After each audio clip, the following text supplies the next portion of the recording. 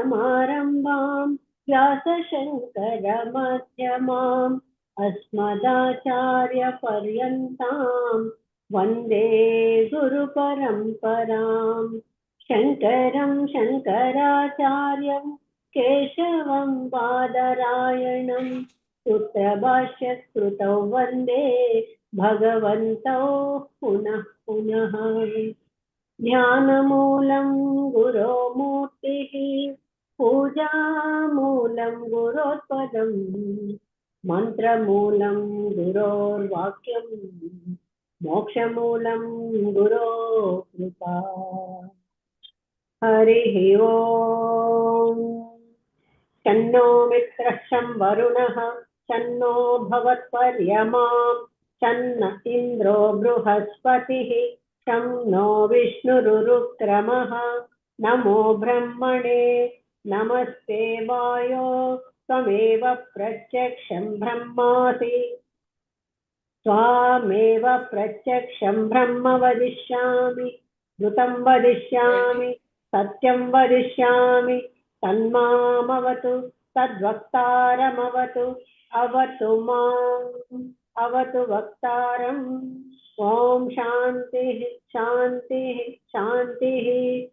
ॐ सहनाववतु सहनौ भुनक्तु सह वीर्यं करवावहै तेजस्विनावधीतमस्तु मा विद्विषावहै। ॐ शान्तिः शान्तिः शान्तिः। हरिः ओम्। గురువుగారిని ప్రారంభించాల్సిందిగా విన్నవించుకుంది. ఓం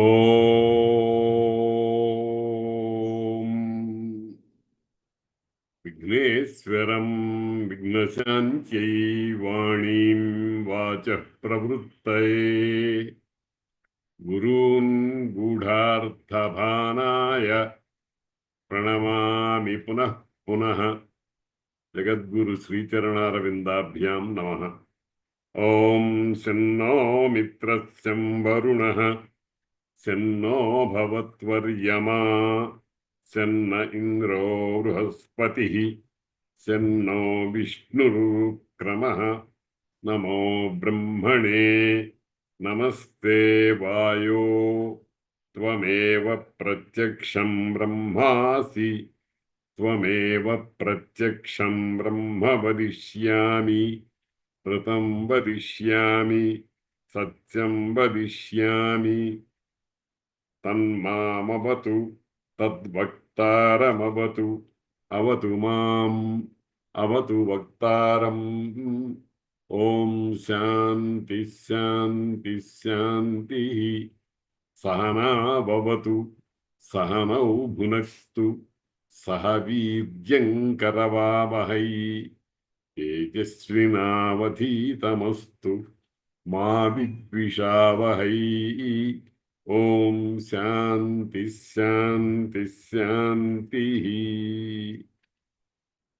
ఓం నమో బ్రహ్మణే ధారణం మే అస్త్వనిరాకరణం ధారయితా భూయాసం కర్ణయో శ్రుతం మాథ్యో ఓఢ్వం మమాముష్య. ఓం.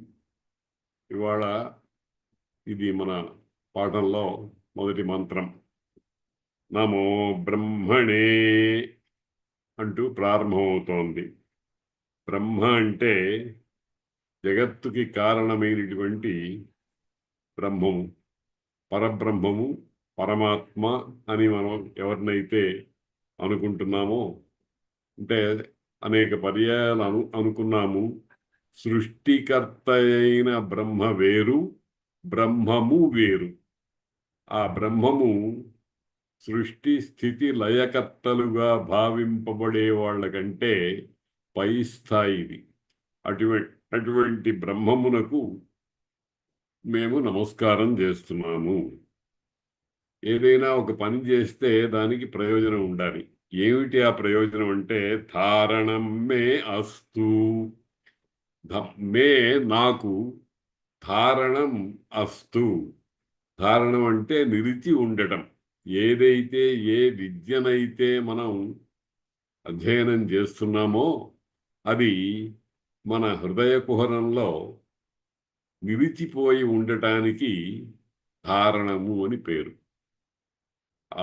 అష్టాంగ యోగములలో ధారణ అనేది కూడా ఒకటి ఉంది. ధారణ అంటే పట్టి నిలుపుకోవటం. సాధారణంగా మనం అనేకమైనటువంటి విషయాల్ని గ్రహిస్తూ ఉంటాం. ఆ గ్రహించిన విషయాలన్నీ ఉండవు, చెదిరిపోతూ ఉంటాయి, వస్తూ ఉంటాయి, పోతూ ఉంటాయి. అలా కాకుండా మే ధారణం అస్తు, నాకు అవి హృదయం అనేటువంటి పరమాత్మ స్థానంలో చెదిరిపోకుండా నిలిచిపోవాలి అని ఈ ఈ మాటకు అర్థం అన్నమాట. నమో బ్రహ్మణే ధారణం మే అస్తు అనిరాకరణం అంటే నిరాకరణము లేని విధంగా. నిరాకరణం అంటే వద్దనటం, తోసేయటం, దాన్ని అవతలకి పంపించేయటం. అటువంటి అవతలకు పంపించటము అనేటువంటి స్థితి లేకుండా ఉండేట్టుగా నేను నేర్చుకున్నటువంటి బ్రహ్మ విద్య అనేటువంటిది నా మనస్సులో, హృదయంలో చక్కగా నెలకొని ఉండుగాక అని ఈ మాటకు అర్థం. నమో బ్రహ్మణే ధారణం మే అస్త్వనిరాకరణం ధారయితా భూయాసం. అదే మాటను మరొక విధంగా చెప్తున్నారు. మరొక విధంగా ఎందుకు చెప్పాలి అని అంటే, ఈ కర్తృత్వంలో భేదాన్ని బట్టి రెండు రకాలుగా చెప్పాలి. ఆ భగవద్గీతలో ఓ మాట ఉంది. అచ్ఛేద్యోయమదాహ్యోయం అక్లేద్యో అశోష్యేవచ నిత్యం సర్వగతస్థాణు అచలోయం సనాతనః అని. నైనం ఛిందంతి శస్త్రాణి నైనం దహతి పావకః నచైనం క్లేదయంచాపో న శోషయతి మారుతః అని. ఈ పైన చెప్పినటువంటి ఈ అచ్ఛేద్య అనేటువంటి దానికి, నైనం ఛిందంతి అనే దానికి తాత్పర్యం ఒకటే, కానీ 2 సార్లు చెప్పారు. ఎందుకు చెప్పారు అని అంటే, అచ్ఛేద్యము అంటే ఛేదింపరానిది, ఛేదింపబడనిది. కానీ ఛేదించేటువంటి వాటిల్లో చాలా గొప్పదైనటువంటి దానికి కూడా ఆ సామర్థ్యం లేదు అని తెలియజేయడం కోసం రెండవ మాట చెప్తున్నారన్నమాట. అట్లాగే ఇక్కడ ధారయితా భూయాసం, నేను నేర్చుకున్నటువంటి బ్రహ్మ విద్యా సంబంధమైన సర్వ విషయాలని కూడా మనస్సులో, లేకపోతే మెదడు, దాన్నే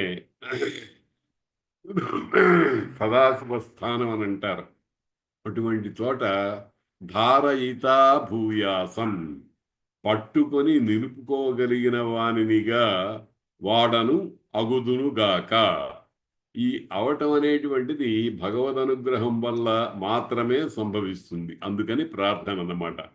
నమో బ్రహ్మణే ధారణం మే అస్త్వనిరాకరణం ధారయితా భూయాసం కర్ణయో శృతం. కర్ణయో, 2 చెవుల నుండి, శృతం ఏదైతే వింటున్నామో, ఇక్కడ శృతము అని అంటే వినపడేటువంటి సమస్తమైన విషయాలు, మనం లోకంలో ఉండేటువంటి అనేకమైనటువంటి పనికిరాని మాటలు కూడా వింటూనే ఉంటాం.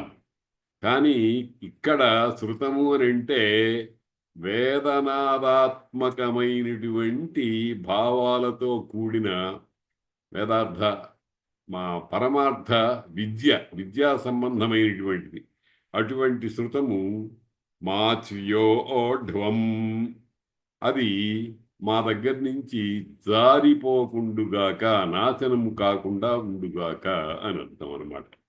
మొత్తానికి ఈ మంత్రం యొక్క తాత్పర్యం ఏమిటంటే, మనం బ్రహ్మ విద్యను నేర్చుకుంటున్నాం.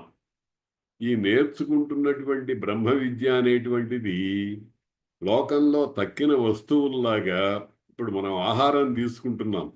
ఆహారం అనేటువంటిది లోపల ఉండటంలా అనేకమైనటువంటి విధాలుగా జీర్ణమై అనేక ధాతువుల్లోకి వాటి సారం అనేటువంటిది ఏ గదిలో ఏది సార్టింగ్ అవుట్ అంటామే, ఉత్తరాలు సార్ట్ అవుట్ చేసినట్టుగా శరీరంలో ఒక యంత్రాన్ని భగవంతుడు ఏర్పాటు చేశాడు. అలా వీటిలోకి వాటి వెళ్ళిపోతూ ఉంటుంది.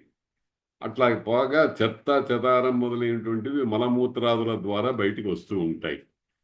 కానీ ఈ బ్రహ్మ విద్యకు సంబంధమైనటువంటిది అది యథాతథంగా ఏ విధమైనటువంటి వికారాలు లేకుండా అది నా హృదయం అనేటువంటి కుహరంలో, లేకపోతే మెదడు అనేటువంటి సహస్రార కమల స్థానం అని అంటామే, అటువంటి సహస్రార కమల స్థానంలో చక్కగా నిలిచి నన్ను సర్వకాల సర్వావస్థలలో కాపాడుగాక అని మంత్రం యొక్క తాత్పర్యం అన్నమాట. మాత్రియోఢం అట్లా కాపాడుగాక అని చెప్తూ మళ్ళీ ఎందుకైనా మంచిదని అది జారిపోకుండుగాక, నాశనమైపోకుండా ఉండుగాక అని అనుకోవాలి. మనకు ఏదో కొంత డబ్బు వస్తుంది, ₹1,00,000 ఎవరో తీసుకొచ్చి ఇచ్చారు, మనం మన బ్యాంకులోనో ఎక్కడో వేసుకున్నాం. కానీ వేసుకున్న తర్వాత అది ఏదో ఒక విధంగా కుట్ర చేతనో, మాయ చేతనో, వంచన చేతనో ఎవరైనా తీసుకుపోయే ప్రమాదం ఉంటుంది. అటువంటి ప్రమాదము కలుగకుండా ఉండాలి అని మాత్స్యోఢ్వం, అది జారిపోకుండుగాక, నశించకుండా ఉండుగాక. మమ నాకు, అముష్య ఈ మన మన పేరు, మన గోత్రము మొదలైనటువంటివి ఎవరికి వాళ్ళు చెప్పుకొని మమ అంటే నాకు సంబంధంగా ఇది నాశనం కాకుండా ఉండాలి, దీనిని ఓం నేను స్వీకరిస్తున్నాను అని, దేనిని బ్రహ్మ విద్యను, బ్రహ్మ జ్ఞానాన్ని, పరమాత్మకు సంబంధించినటువంటి విశేషాంశాలన్నింటినీ కూడా నేను పట్టుకొని హృదయంలో నన్ను నేను సంస్కరించుకోవాలి. అట్లా పట్టుకోవటములో పరమతాత్పర్యం ఏమిటంటే అదే అయిపోవటం. బ్రహ్మవిత్ బ్రహ్మైవ భవతి అని శాస్త్రం చెప్తోంది. బ్రహ్మమును తెలిసినవాడు బ్రహ్మమే అవుతాడు అని. అదిగో అటువంటి మహాప్రయోజనం. దాన్ని అన్ని ప్రయోజనాల కంటే శిఖరాయమానంగా చెప్తారు. అటువంటి మహాప్రయోజనం కలగాలి అని ఇది ఈ మంత్రం ప్రార్థించమంటోంది మనుష్యుల్ని, సాధకుల్ని. నమో బ్రహ్మణే ధారణం మే అస్త్వనిరాకరణం ధారయితా భూయాసం. అక్కడ ధారణ కలుగ్గా కానీ నేను దాన్ని పట్టుకొని నిలుపగలిగిన శక్తి కలవాడను కావాలి. అది వచ్చింది. మనకు ఇంత పెద్ద చక్కెర పొంగలి తీసుకొచ్చి ఓ పెద్ద గిన్నెలో తీసుకొచ్చి ఇక్కడ పెట్టారు. మనం దాన్ని తిని హరాయించుకోవాలి కదా. కాబట్టి ఆ హరాయించుకోవటానికి కావలసిన శక్తి కూడా నాకు కావాలి అని ధారయితా భూయాసం, నేను దానిని పట్టుకొని నిలుపుకోగలిగిన వాడిని అగుదునుగాక అనేటువంటి ప్రార్థన కూడా మంత్రం మనకు అందిస్తోంది. కర్ణయో శృతం, కర్ణయో రెండు చెవుల నుండి, చెవుల ద్వారా ఏదైతే శృతమైనదో వినవచ్చిందో అది మాచ్యోఢ్వం. అది అంటే అన్నీ కాదు, లోకంలో మనం వినటానికి వీలు లేనటువంటి మాటలు కూడా అంటూ ఉంటాం. చూడండి, ఒక్కొక్కప్పుడు ఎవడైనా పనికి మాలిన ప్రమాదకరమైనటువంటి బూతుల్లాంటివి తిడుతూ ఉంటే వాడు అనటం మనం వినటం అన్నీ అయిపోయింది, కానీ తర్వాత శాంతం పాపం అని చెవులు మూసుకుంటూ ఉంటాం. వినటం అయిపోయింది. అప్పటికి వాడన్న పనికి మాలిన మాటలన్నీ వినేసేసాం. వినేసిన తర్వాత మనకు ఒక జ్ఞానం కలిగింది, ఇది వినదగినది కాదు. అందుకని వినటము అనేటువంటి దాని వల్ల వచ్చేటువంటి పాపము శమించుగాక అని చెవులు మూసుకుంటూ ఉంటాం. అప్పటికి అయిపోయింది, వినటం అనేటువంటిది అయిపోయింది. దీని తాత్పర్యమును మనం జాగ్రత్తగా గమనించాలన్నమాట. కాబట్టి మాచ్వ్యోఢ్వం కర్ణయో శృతం మాచ్వ్యోఢ్వం మమాముష్య ఓం. అముష్య ఈ ఫలానా అని అంటామే, అటువంటి మమ నాకు అంటే ఆత్రేయ గోత్రంలో ఉద్భవించినటువంటి రఘునాథ శర్మ అనేటువంటి లోక వ్యవహారం కలిగినటువంటి అని ఈ విధంగా ఇక్కడ అముష్య మమ అనే దానికి ఎవరికి వారు తమ గోత్రము నామము అనేటువంటివి చెప్పుకోమని మా వేదం తల్లి చెప్తోంది. ఓం నేను ఆ విధంగా ఆ మహాప్రయోజనాన్ని, ఆ ధారణను, దాన్ని అంటే మంత్రము మొదలైనటువంటి వాటి స్వరూపాన్ని అర్థసహితంగా, భావసహితంగా, తాత్పర్య సహితంగా నేను స్వీకరిస్తున్నాను అనే చెప్పడానికి ఓం అనేటువంటి మాట ఉపయోగిస్తూ ఉంటారు. ఓం అనేదాన్ని ఎక్కడెక్కడ ఏ ఏ విధంగా ప్రయోగించాలో తైత్తిరీయంలో మొదట చెప్తున్నారు. దాన్ని ఇక్కడ మనం అనుసంధించుకోవాలన్నమాట. తర్వాత ఋతం తపస్సత్యం తపశ్రుతం తపస్శాంతం తపో తమస్తపస్యమస్తపో దానం తపో యజ్ఞం తపో భూర్భువస్సువర్బ్రహ్మైతదుపాస్య ఏతత్తపః అని ఒక మంత్రం. తపస్సు అనేటువంటిది మనం మామూలుగా తపస్సు చేస్తున్నాము అని అంటున్నాం. పురాణాల్లో, ఇతిహాసాల్లో రావణుడు మొదలైనటువంటి వాళ్ళు, ఇతరమైనటువంటి మహర్షులు మొదలైనటువంటి వాళ్ళు తపస్సులు చేసిన కథలు, ఆ తపస్సుని భంగించడానికి దేవేంద్రుడు చేసేటువంటి ఆ కొన్ని కార్యాలు, ఇవన్నీ కూడా మనం వింటున్నాం. తపస్సు అంటే మన మనస్సులో ఒక స్వరూపం ఏర్పడి ఉన్నది ఇప్పటికే. ఏమిటా తపస్సు అంటే? ముక్కు మూసుకోవడం, కళ్ళు మూసుకోవటం, అంటే ఇంద్రియాలన్నింటినీ కూడా బయట ఉండేటువంటి విషయాల నుండి నిరోధించటం అన్నమాట. కళ్ళు మూసుకోవటము, చెవులు మూసుకోవటము, నోరు మూసుకోవటము, ముక్కు మూసుకోవటము అంటే అర్థం ఏమిటనమాట? బాహ్యంగా ఉండేటువంటి శబ్ద, స్పర్శ, రూప, రస, గంధములను ఆ లోపలికి ప్రవేశించకుండా తలుపులు బిడాయించి ఆపేసేయటం అన్నమాట. కాబట్టి తపస్సు అంటే అటువంటిది అనేటువంటి భావన మన మనస్సులో ఉంది. అది సరైనదే, కానీ ఇంకొంచెము దానికి జోడించాలి. ఏమిటంటే తపస్సు అంటే గాఢ భావన. అంటే మరొక విషయం మీదకి పోకుండా ఇంద్రియాలన్నింటినీ నిలిపి పట్టుకొని మనము దేన్నైతే సాధించాలో దానిని గురించే ఆలోచిస్తూ ఉండటం అనే దానికి తపః అని పేరు.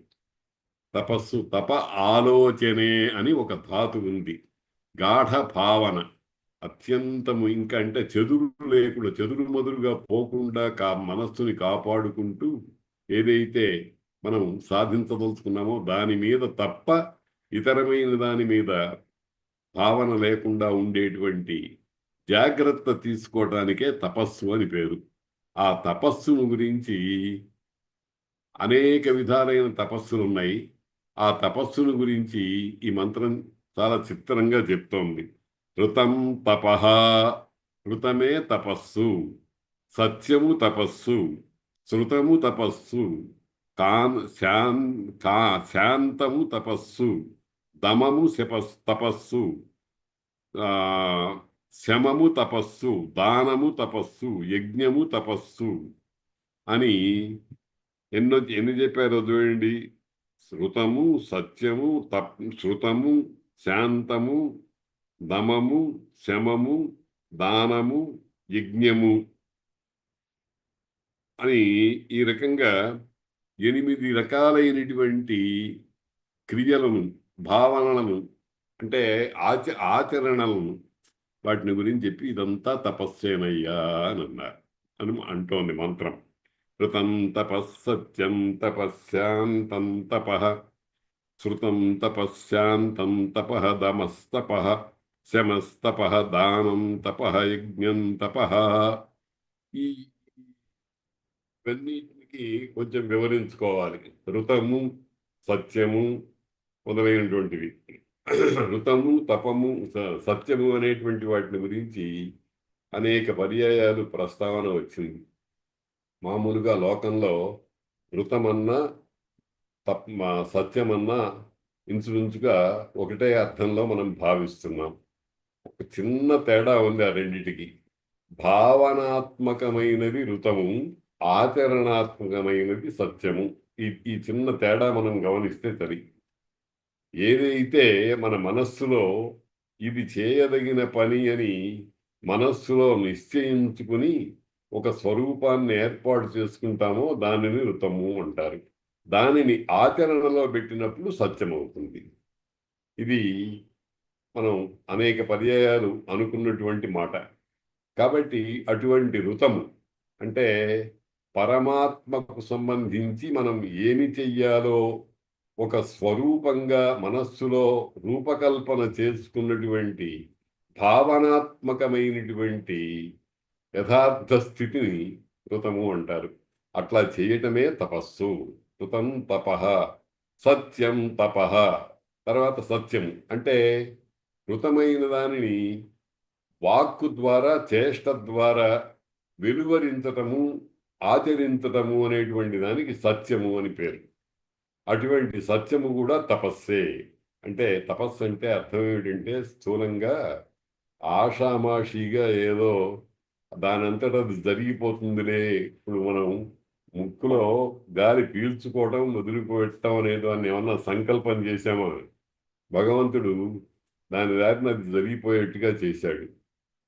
అంటే ముక్కులో ఊర్ధ్వానికి పైకి గాలి పీల్చుకోవటం వదులుకోవటం, కంటి రెప్ప పడుతూ ఉండటం తెరుచుకుంటూ ఉండటం, ఇవన్నీ మన సంకల్పానికి ఏమి సంబంధం లేదు. అవి సహజసిద్ధంగా అయిపోతూ ఉంటాయి. ఆటోమేటిక్గా అంటామే ఆ రకంగా అయిపోతూనే ఉంటాయి. అలాగే ఇతరమైనటువంటి ఇంద్రియాల పనులు కూడా అట్లాగే అవుతుంది. కానీ వాటి మీద ఒక ప్రత్యేకమైన దృష్టి పెట్టి వాటిని ఆ ఇంద్రియాలన్నింటినీ వాటి మీద నిలపడం అనేది మాత్రం ఒక మానవ ప్రయత్నం చేత మాత్రమే సాధ్యమవుతుంది. దాన్నే తపస్సు అనేటువంటి పేరుతో వ్యవహరిస్తున్నారు. కృతం తపః యథార్థ వస్తు చింతనం ఏదైతే ఉందో దానిని తపస్సు అంటారు. సత్యము ఆ లోపల భావన చేసిన దాన్ని ఆచరణలో వాక్కు ద్వారా చేష్ట ద్వారా, చేష్ట కూడా సత్యమైనటువంటిది ఉంటుంది, సత్యము కానిది ఉంటుంది. ఉదాహరణకి చేతులెత్తి నమస్కారం చేసామనుకోండి. ఈ నమస్కారం చేసినప్పుడు ఈ రెండు చేతులు జోడించటము, ఆ బొట్టనబరేలేమో హృదయస్థానంలోకి వెళ్ళటం, ఇదంతా కూడా చేష్టాత్మకమైన సత్యం. నోట్తో నమస్కారము అని చెప్తున్నాం. అది వాగ్రూపమైన సత్యము. అన్నీ కూడా మనకు 3 కరణములకు సంబంధించినటువంటి విధంగానే ఉంటాయి. అందుకనే త్రికరణ శుద్ధి అంటారు. నమస్కారం చేసిన మరి నమస్కారం అన్నా, నమస్కార భావన మనస్సులో ఉన్నా అదంతా తపోరూపం అవుతుంది. ఎప్పుడంటే ఏకత్వ భావనలో ఈ మూడింటిని ఒకే విధంగా భావన చేసినప్పుడు. శృతం తపః, సత్యం తపః, శృతం తపః. శృతము అంటే శృతి అనేదానికి వేదము అని పేరు. అంటే అది పుస్తకాల మీద రాసింది కాకుండా వినవచ్చింది కాబట్టి పరమాత్మ ఆ వేదాన్ని గురించి మన వాళ్ళు మామూలుగా ఒక మాట చెప్తూ ఉంటారు, అపౌరుషేయము అని.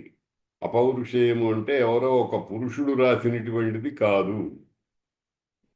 యస్య నిశ్వసితం వేదాః, ఆ పరమాత్మ యొక్క నిట్టూర్పు వాయువులే వేదములు అని అన్నారు.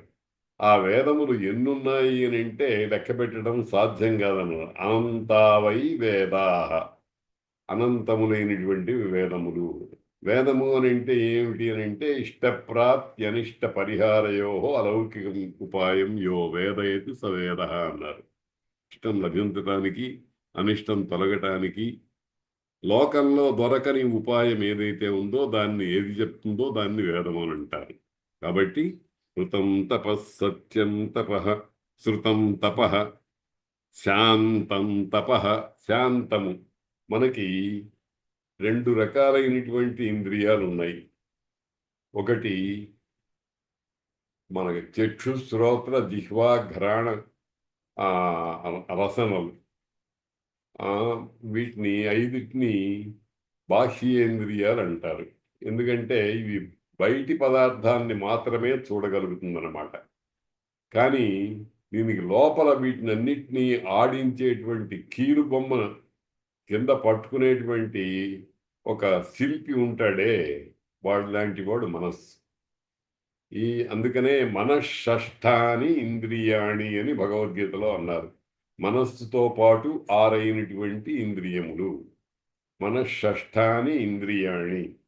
అటువంటివన్నిటినీ కూడా వాటి వికారాల జోలికి పోకుండా మన చేతిలో, మన పట్టులో చిక్కుకున్నట్టుగా చేసేటువంటి ప్రక్రియని శాంతము అంటారు. అప్పుడేమవుతుంది, ఈ విచ్చలవిడిగా తిరగటం అనేది ఉండదు. ఇంట్లో ఒక కుక్క పిల్లనో ఏదో ఒకదాన్ని మనం ముద్దుగా పెంచుకుంటూ ఉంటాం అనుకోండి.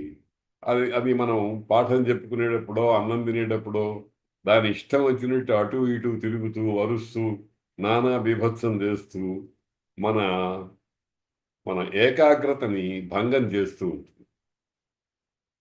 అందుకని ఏం చేయాలి, దాన్ని మన ఏకాగ్రత భంగం కాకుండా ఎంత దూరంలో ఉండాలో అంత దూరంలో కట్టి పడవేయటం, దాన్నే నిగ్రహము అంటారు. దానికే నిగ్రహము అని పేరు. కాబట్టి నిగ్రహం అంటే గట్టిగా పట్టుకుని దానికి స్వాతంత్ర్యం లేకుండా చేయటం అన్నమాట. దాన్నే అటువంటి స్థితిని శాంతము అంటారు. శాంతం తపః. ఆ శాంతమే అదొక తపస్సు. అంటే తపస్సు చేత సాధింపబడేది అన్నట్టు.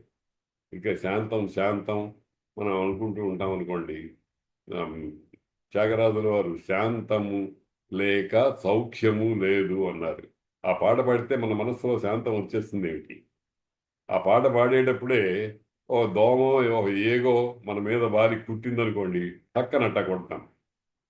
ఈ శాంతం శాంతమే, ఆ అశాంతి స్థితి అశాంతే.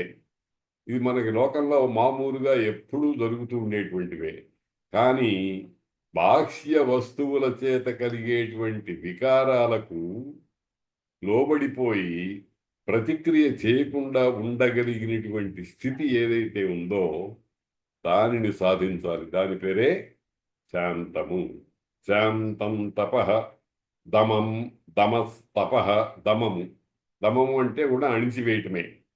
మామూలుగా అంతరింద్రియ నిగ్రహము, బహిరింద్రియ నిగ్రహము అనే దాన్ని శమము, దమము అనే చోట అంటారు. కానీ ఈ మంత్రంలో శాంతంలోనే అంతరింద్రియ బహిరింద్రియాల నిగ్రహం వచ్చేసింది కనుక దమము అనే దానికి దేహాన్ని కొన్ని ప్రలోభాలకు లొంగకుండా కాపాడుకుంటూ ఉండటము అనే అర్థం చెప్పారు ఇక్కడ. ఉదాహరణకి మనం అప్పుడప్పుడు మామూలుగా ఏకాదశి నాడు ఉపవాసం ఉండాలి, ద్వాదశి నాడు పారణ చెయ్యాలి అని ఒక సంప్రదాయం, ఆచార సంప్రదాయం అనేటువంటిది అనాదిగా మనకు వస్తోంది. ఏకాదశి ఉపవాసము అని అంటే మనస్సుని, మాటను, చేష్టను భగవంతుడి దగ్గరే ఉప సమీపంలో ఉండేట్టుగా చేయటం ఉపవాసం అని అర్థం. మామూలుగా ఇప్పుడు అలవాట్లో ఏమైంది, ఉపవాసం అంటే అన్నం తినకుండా ఉండటము అనేటువంటి అర్థంలో వచ్చేసింది.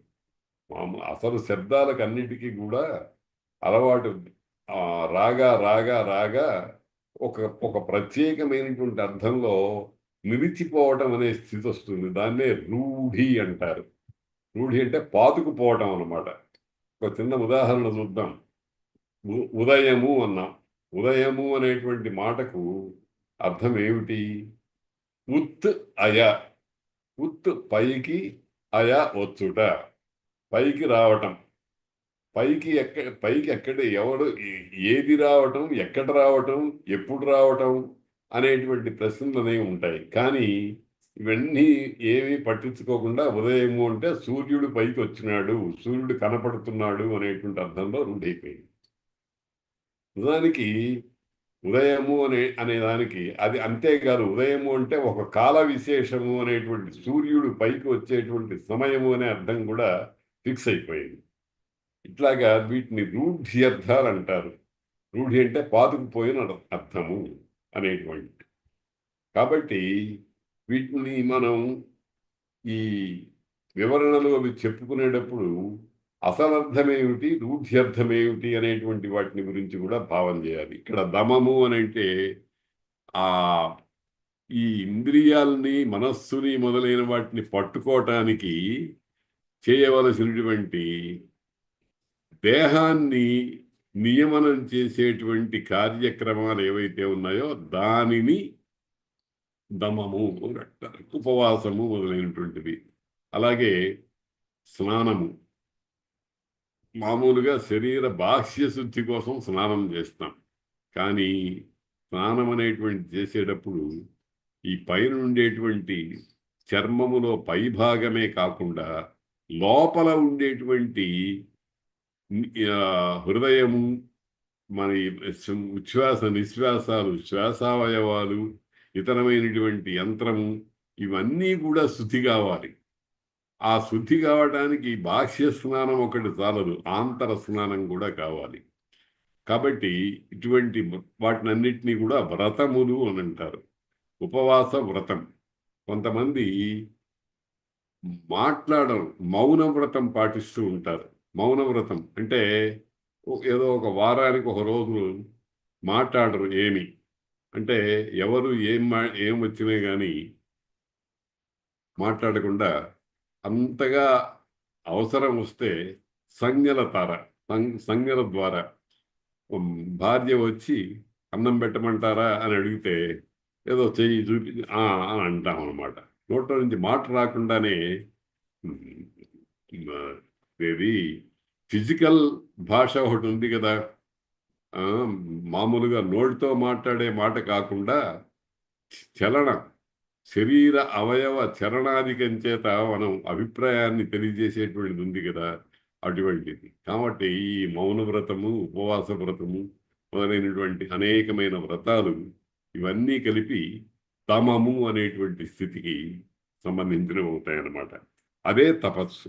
దమం తపః, దమస్తపః, శమః. శమము అంటే అణగొట్టడం. ఎవరిని? శత్రువుని. ఎవరా శత్రువులు? లోకంలో శత్రువులు కొంతమంది ఉంటారు. శత్రువు అంటే అసలు శబ్దానికి అర్థం ఏమిటంటే, శత్రువు అంటే శాతనం చేసేవాడు, మన్ని నాశనం చేసేసేవాడు. అంటే ఇంచుమించుగా చంపేటువంటి వాడే శత్రువు. కానీ ఇప్పుడు అది రాను రాను ఏమైందంటే పగవాడు, ఏదో మనకు అపకారం చేసేవాడు అనేటువంటి అర్థంలో వచ్చింది. వేదంలో వాటిల్లో శత్రువు అంటే చంపేవాడు. ఇంద్ర శత్రు వర్ధస్వ అని ఒక ఆయన ప్రజాపతి ఒక యజ్ఞం చేస్తూ, ఇంద్రశత్రువు, ఇంద్రుణ్ణి చంపేవాడు నాకు కుమారుడు కావాలి అని ఒక యజ్ఞం చేస్తున్నాడు. చేస్తుంటే అందులో స్వరదోషం వల్ల, అంటే ఉదాత్తముగా పలకవలసిన దాన్ని అనుదాత్తంగా పలకటమో, అనుదాత్తంగా పలకవలసిన దాన్ని ఉదాత్తంగా పలకటమో మొదలైనటువంటి వాటి చేత అర్థభేదం వచ్చేస్తుంది వేదంలో. లోకంలో కూడా అంతే. అయ్యా మీరు నాకు ఈ ఉపకారం చేసి పెడతారా అని ఒకడు అడిగాడు అనుకోండి, అంటాం. అంటే ఏమిటి, మళ్ళీ చెప్పు అని. అట్లా కాకుండా అన్నాం అంటే చేస్తాను అని. ఒకే అనేటువంటిదే ఆ టోనల్ వాల్యూ, స్వరంలో ఉండేటువంటి తేడా వల్ల రెండు అర్థాలను ఇచ్చేస్తుందన్నమాట. కాబట్టి శమము, శత్రువు అంటే శాతనం చేసేటువంటి వాడు. శాతనం అంటే మెడకాయ కోసేసే లాంటి పని అన్నమాట. అటువంటి శత్రువు లోకంలో అనేక కారణాలుగా ఉంటారు. ముఖ్యంగా దేనికైనా శత్రువు ఎందుకు ఉంటాడంటే మన చేష్టల వలనే. మనం చేసే పని అవతల వాడికి నచ్చలేదనుకోండి, మనం ద్వేషిస్తూ ఉంటాడు.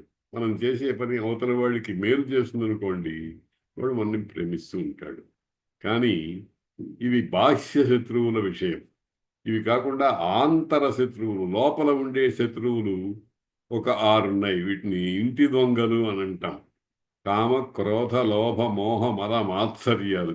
ఇవి మన హృదయాల్లోనే ఉండి మనం పెట్టే తిండి తింటూ బాగా తెగబలిసి మనకే ప్రమాదాన్ని కలిగిస్తున్నాయి. కాబట్టి ఆ శమము అనేటువంటిది ఈ శత్రువుల్ని అణగొట్టేసేయాలి. ఆ అణగొట్టడం కూడా అంత తేలికైన పని కాదు. అది పెద్ద తపస్సు లాంటిది. శమం, తపః, దానం. దానము అనేటువంటిది చాలా గొప్ప తపస్సు. దానమును గురించి పురాణాల్లో, ఇతిహాసాల్లో చాలా చాలా కథలు చెప్పారు. ఇప్పుడు శివి చక్రవర్తి ఆయన తన శరీరాన్ని మాంసం కోసి డేగకు ఇచ్చినాడు. అలాగే కర్ణుడు, దధీచి అనేటువంటి మహర్షి తన వెన్నుముకను దేవేంద్రుడికి వజ్రాయుధంగా చేసి ఇవ్వడానికి తన శరీరాన్ని వదిలిపెట్టిస్తాడు. అందుకనే ఆ, శిబి, దధీచి, కర్ణుడు మొదలైనటువంటి వాళ్ళందరినీ కూడా మహాదాతలు అంటారు. అసలు దానం అంటే ఏమిటి అనే దాని గురించి కూడా మనం వివరించుకోవాలి. దానం అంటే ఇవ్వటం.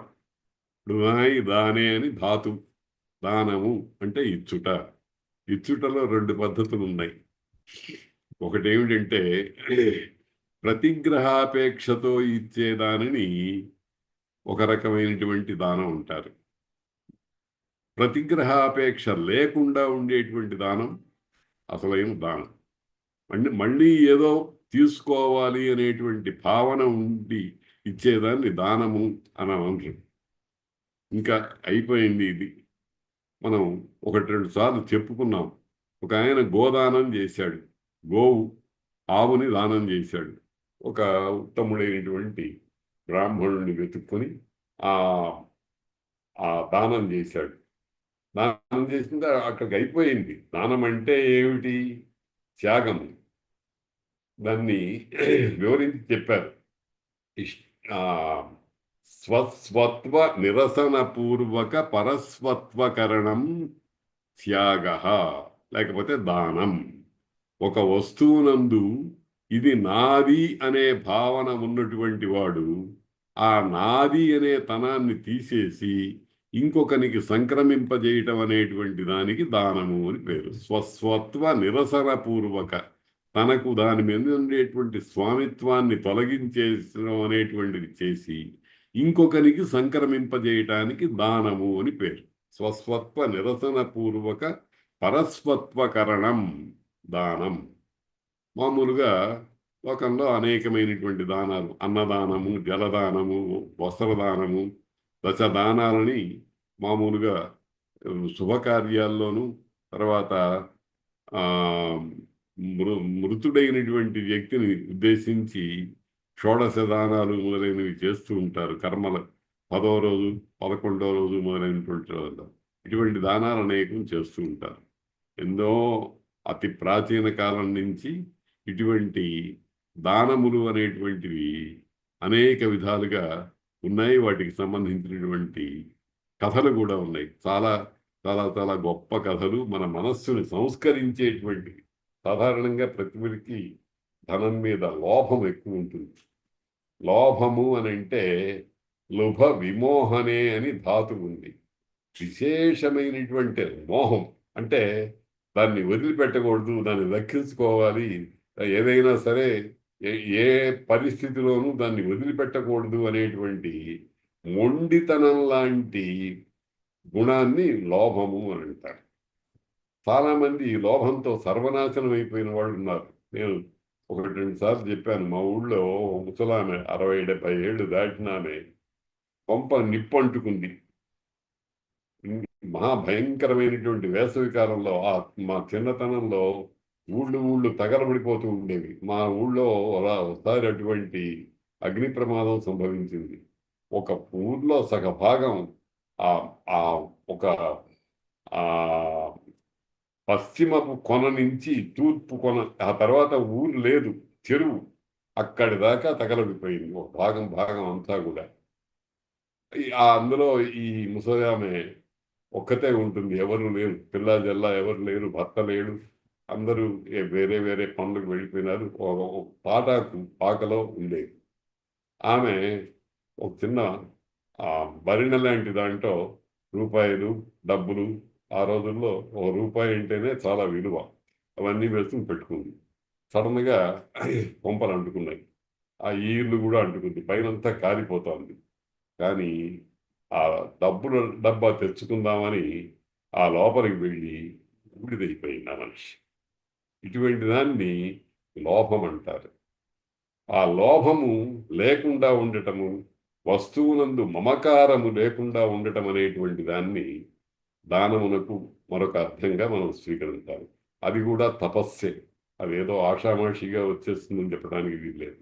దానం తపః, యజ్ఞం తపః. యజ్ఞం, యజ్ఞో వై విష్ణు అని వేదం మంత్రం చెప్తోంది.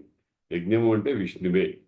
యజ్ఞం అంటే యజ ధాతువు నుంచి ఒక ప్రత్యయం చేరితే యజ్ఞ అనే రూపం ఏర్పడింది. ప్రధానంగా యజ్ఞ అంటే దేవ పూజ. దేవుడు అనేక విధాలుగా మనకు ఉంటాడు.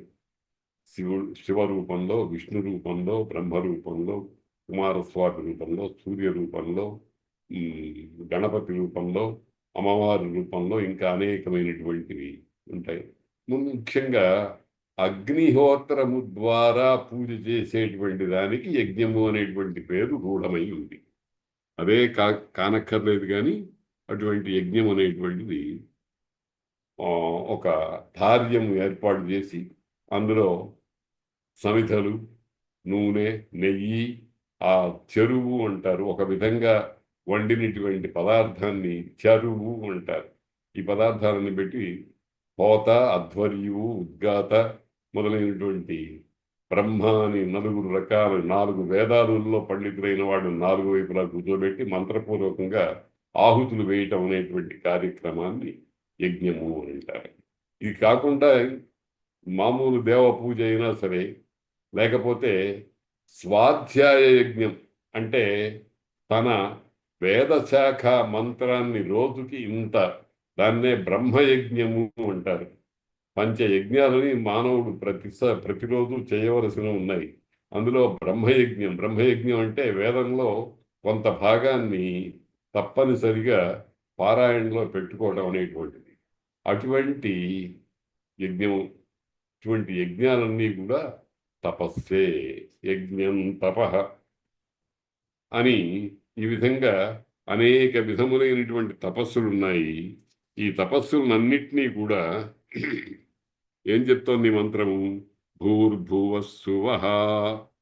ఇవన్నీ కూడా ఓ నాయనా, మోక్షమునందు ఇచ్చము కలిగినటువంటి వాడా, వీటినన్నిటినీ కూడా వాటి స్వరూపమేమిటో, వాని స్వభావమేమిటో, వానిని ఏ విధంగా చేయాలో దాన్నే ప్రక్రియ అంటారు.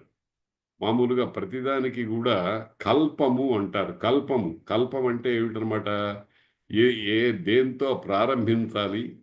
వినాయక వ్రత కల్పం అంటారు. వినాయక వ్రతాన్ని ఏ రకంగా చేయాలి అనేటువంటిది అనే ప్రారంభించి ఏ రకంగా ముగించాలి, మధ్యలో ఏమేం చేయాలి, షోడశనామాలతో అదే మన ఏ అష్టోత్తర శతనామాలతోనో పూజ చేయటం, దీపం, ధూపం, నైవేద్యం, స్నానం మొదలైనటువంటి ఇవన్నీ చేయాలి. ఈ చెప్పే విధానాన్ని కల్పము అని అంటారు. కల్పం అనేదానికి 2-3 అర్థాలు ఉన్నాయనుకోండి. ఈ కల్పము అనేటువంటిది ఉంది.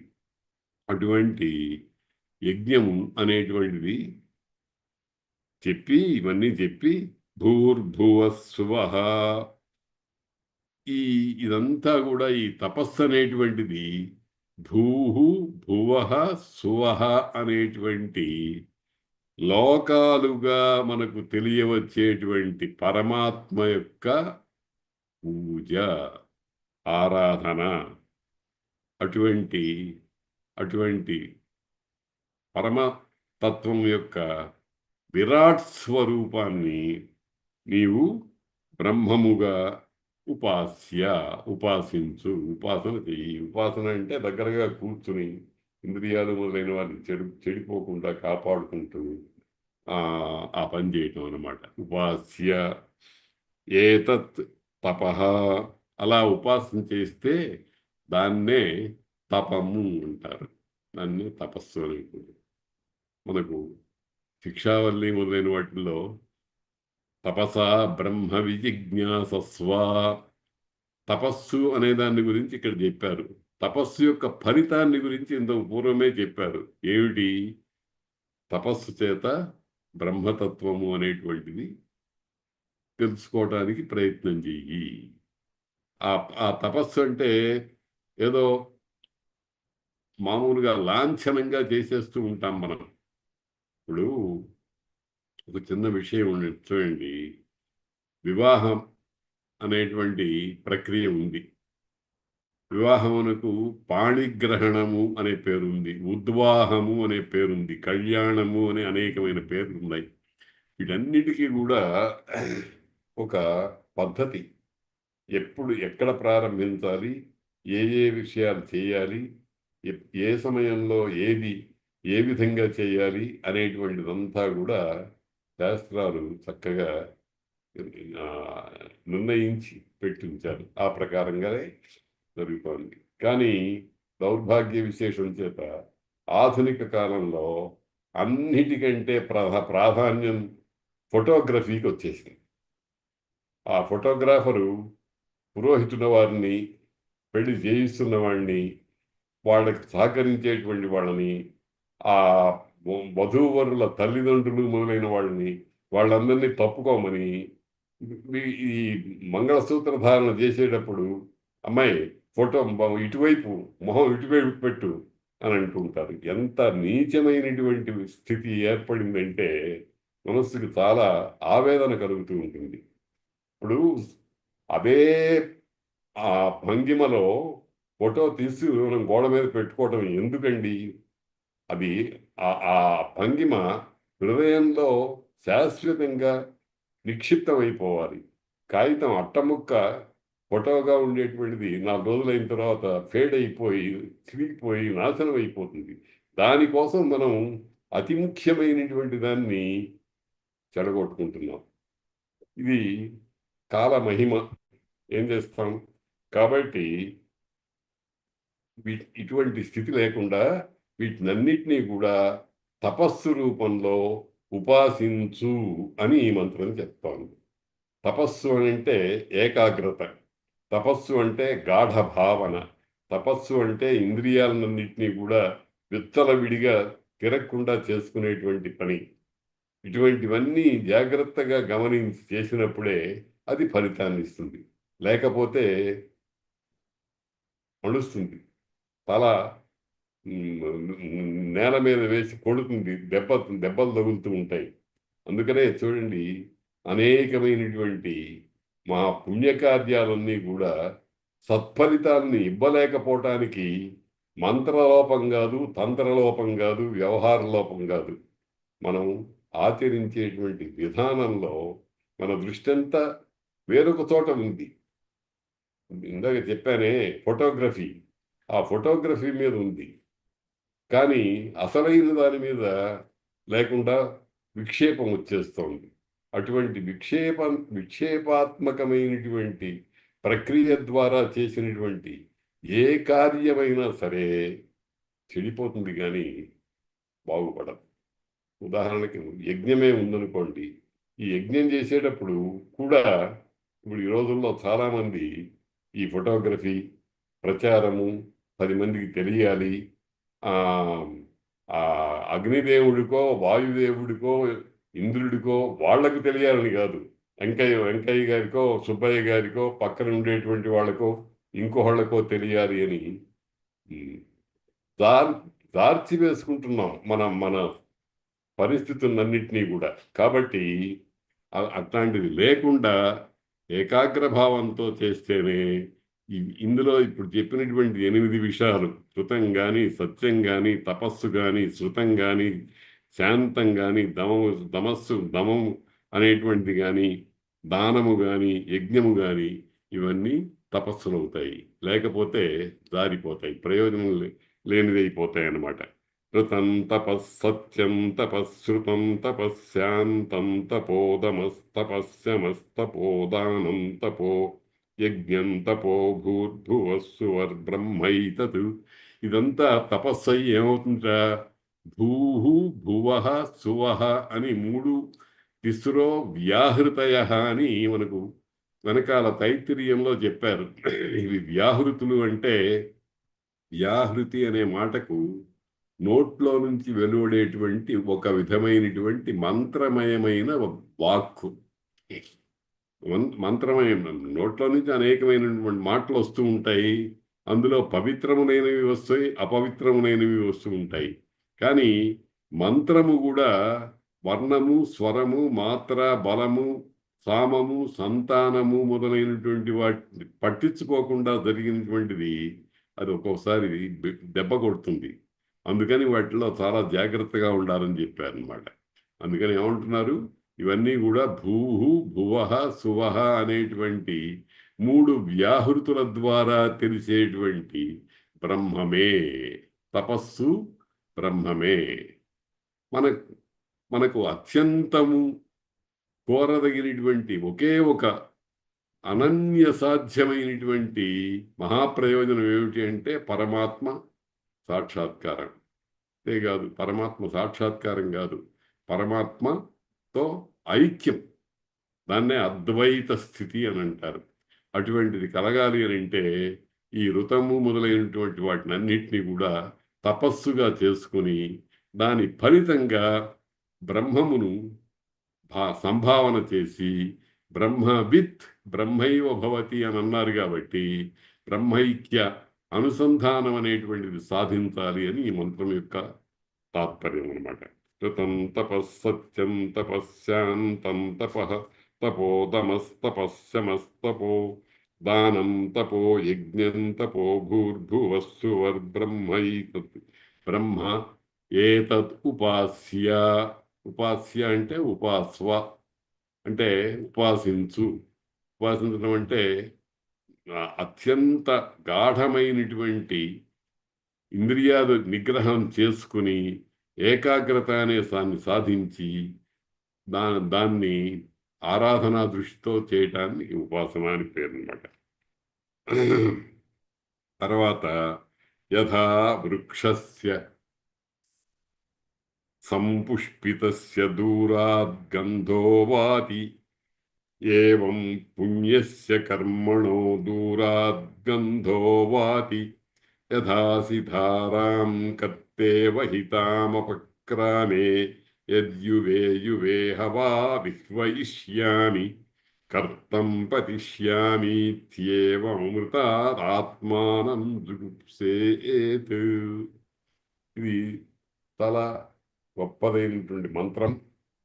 మనకు దీన్ని వచ్చే పాఠంలో నేర్చుకుందాము. ఇవాటికి ఇంతవరకు చెప్పుకున్న దాని వరకు స్వస్తి చెప్పుకుందాం. స్వస్తి. నమస్కారం గురువు గారు. చాలా చక్కగా అర్థమైనది. తపస్సులు వేరే రకరకములైన తపస్సుల గురించి డీటెయిల్డ్గా బోధించారు. చాలా బాగా అర్థమైంది. వచ్చే వారం మిగతా మంత్రాలను చూద్దాం. అమ్మ మీరు చూడండి. నమస్కారం గురువు గారు. అందరికీ ఓపెన్ చేస్తాను ఉండండి. అందరికీ ఓపెన్ చేస్తాను ఉండండి. మీరు కూడా ఓపెన్ చేసుకోండి. గురువు గారు కూడా ఓపెన్ చేసుకోవాలి. ఇప్పుడు అందరూ ఓపెన్ చేశాను. హృదయం అనే పరమాత్మ స్థాయిలో మీరు ఏమేమి చెప్పారు అంటే ఈ విద్య సంబంధ విషయాలు మీరు నేర్చుకున్నవి జారిపోకుండా ఉండాలి అని మొదటి శ్లోకం చెప్పారు, 9వ అనువాకం. అలా ఉండాలని మీరు మాకు ఆశీర్వదించండి. చాలా బాగా ఉంది. ఎవరికైనా సందేహాలు స్పందనలు ఉంటే తెలియజేయగలరు.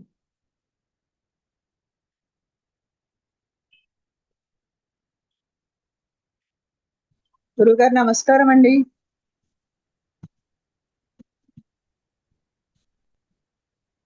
గురువుగారు నమస్కారం అండి.